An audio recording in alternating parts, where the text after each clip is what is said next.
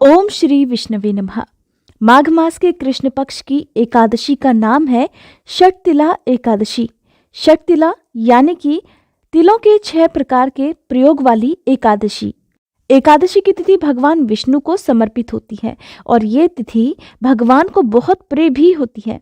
इस महीने में भगवान कृष्ण और भगवान विष्णु की खास तौर पर पूजा की जाती है और षटतिला एकादशी के दिन तिलों का खास प्रयोग किया जाता है। इस दिन तिल का खास महत्व होता है। मान्यता है कि इस दिन तिल के इन 6 प्रयोगों जैसे तिल से स्नान, तिल का उपटन, तिल से तर्पण, दान, सेवन और आहुति यानी कि हवन करने से भक्तों के सभी पाप मुक्त हो जाते हैं और उन्हें अंत में मोक्ष की प्राप्ति हो जाती है। इस दिन भगवान विष्णु की पूजा आराधना करने से जीवन में सुख, समृद्धि और शांति बनी रहती है। सभी प्रकार के रोग, कष्ट आदि से मुक्ति मिल जाती है। एकादशी के व्रत को निर्जला या फलाहार दोनों प्रकार से रखा जा सकता है।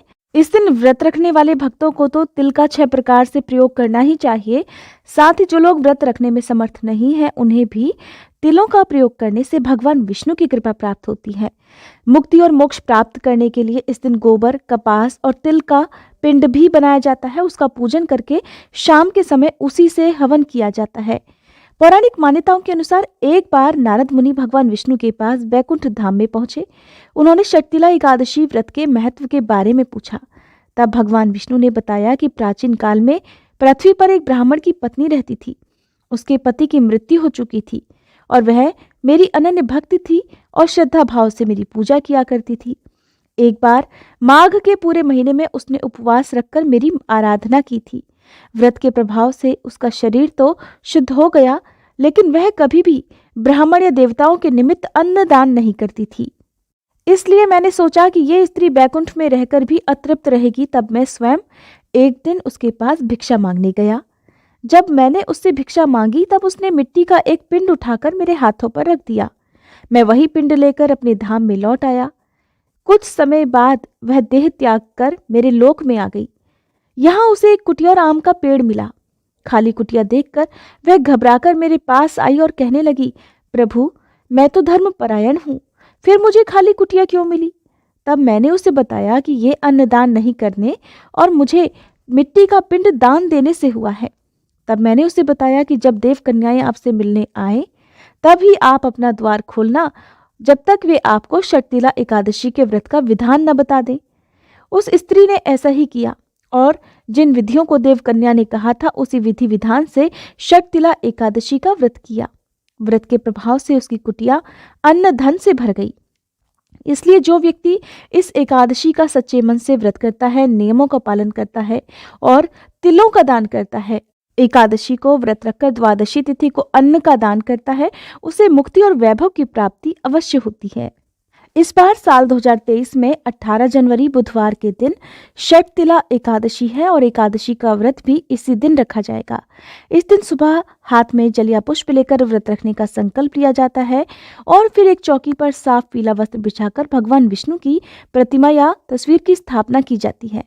एकादशी तिथि प्रारंभ होगी 17 जनवरी मंगलवार शाम 6:06 से और समाप्त होगी 18 जनवरी बुधवार की शाम 4:03 पर। दशमी तिथि के नियमों का पालन 17 जनवरी मंगलवार को किया जाएगा और मंगलवार के दिन ही तुलसी दल भी तोड़कर रख लेने चाहिए, क्योंकि नियमों के अनुसार एकादशी के दिन तुलसी दल तोड़ना या तुलसी जी में जल अर्पित करना मना किया जाता है। भगवान विष्णु की पूजा में यदि तुलसी दल ना हो तो वे अपना भोग स्वीकार नहीं करते हैं। इस बात का खास ध्यान रखें कि एकादशी और द्वादशी तिथि को भगवान को भोग में तुलसी दल जरूर चढ़ाएं। द्वादशी तिथि प्रारंभ होगी 18 जनवरी बुधवार की शाम 4:04 से और समाप्त होगी 19 जनवरी गुरुवार की दोपहर 1:18 पर। एकादशी का व्रत हमेशा द्वादशी तिथि को सूर्योदय के बाद ही खोला जाता है। 18 जनवरी बुधवार यानी एकादशी के दिन सूर्योदय का समय रहेगा सुबह 7:14, सूर्यास्त का समय रहेगा शाम 5:59, राहुकाल रहेगा दोपहर 12 बजे से लेकर 1:30 बजे तक।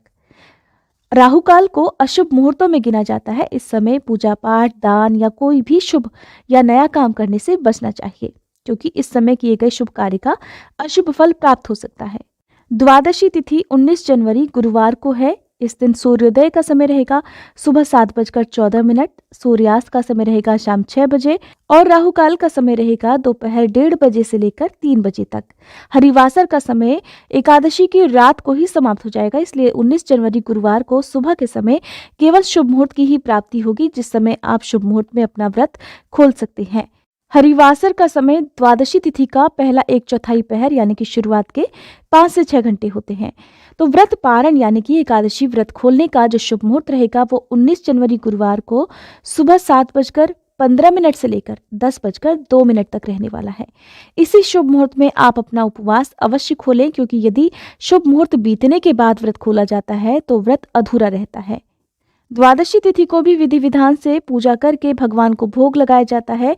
व्रत खोलने से पहले अपनी सामर्थ्य के अनुसार गरीबों को, ब्राह्मणों को भोजन कराकर उसके बाद ही व्रत खोला जाता है।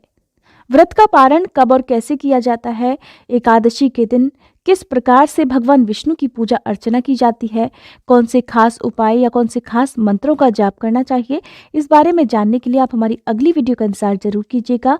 अगर आपको ये वीडियो पसंद आई हो तो प्लीज़ वीडियो को लाइक करके चैनल को सब्सक्राइब करना मत भूलिएगा। आजकल हमारे इसी चैनल पर आप हर दिन माघ मास महात्म्य की कथाएं भी सुन सकते हैं। अगर आपने इन कथाओं को नहीं सुना है तो प्लीज़ जरूर सुनिएगा। राधे राधे, हरे कृष्ण।